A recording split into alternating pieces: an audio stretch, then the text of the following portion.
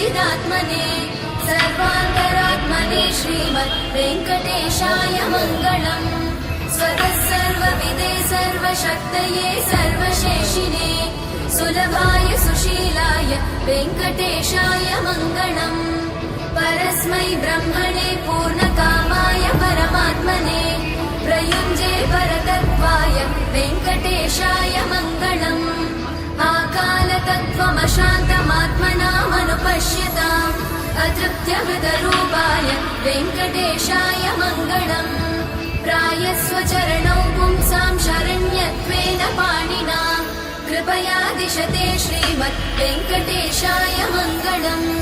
दयामृततरङ्गिण्यास्तरङ्गैरिव शीतलै अपाङ्गै सिञ्चते विश्वं वेङ्कटेशाय मङ्गलम्।